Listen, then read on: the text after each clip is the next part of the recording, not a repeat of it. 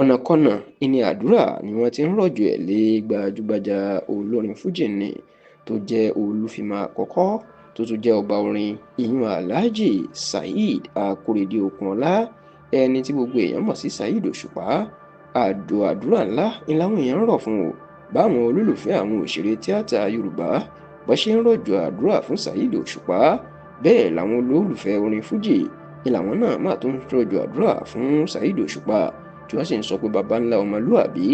ó ní ọkùnrin náà pẹ̀lú ohun tó ṣe ní ọjọ́ kérésìmesì tí í ṣe ọjọ́ kẹẹ̀ẹ́dọ́gbọ̀n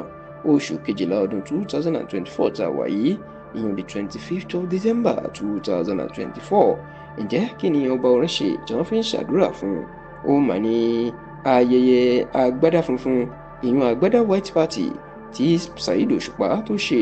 nínú ilé ìtura Oriental Hotel tó wà lágbègbè Lẹ́kì ní ìpínlẹ̀ Èkó.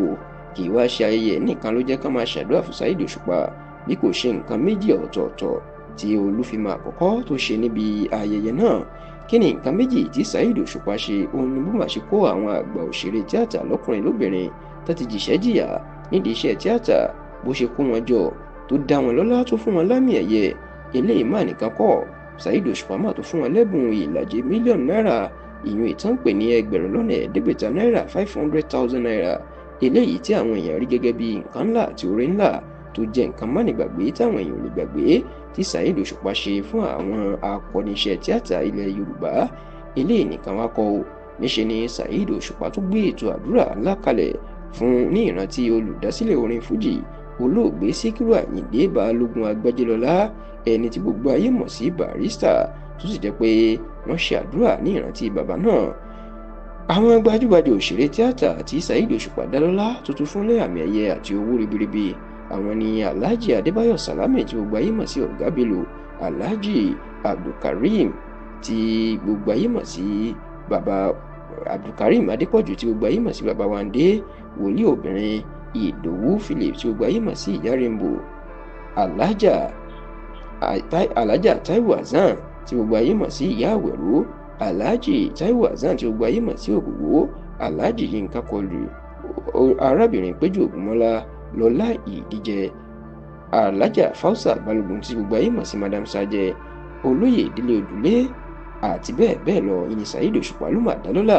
Bẹ́ẹ̀ làwọn gbajúgbajà òṣèré tíátà náà péjú pésẹ̀ láti yí àwọn akọni wọn sí àwọn bíi Ibrahim Chatta, Ọládàpọ̀ Lálá, Lukman Raji, Hafiz Ọwọ́, Adéníyì Johnson, Fọlúkẹ́ Dáramọ́lá, Kẹ́mi Kóredé, Mọ̀súrù ọmọ àfáà, Aminatu Pápápá, Sodiq Adébáyọ̀ àti Adébáyọ̀ Tìjání. Yàtọ̀ sí eléyìí, àwọn olórin tí Saheed Òṣùpá tó fún láǹfààní láti kọrin kóòdù tó kọrin, àwọn ni Muri Thunder, Saidatu Kamaru, Tosin Eniba àtàwọn míì bẹ́ẹ̀. Ṣá o, níṣe làwọn èèyàn náà fàdúrà ránṣẹ́ tí Saheed Òṣùpá tó sì ń sọ pé nǹkan mánigbàgbé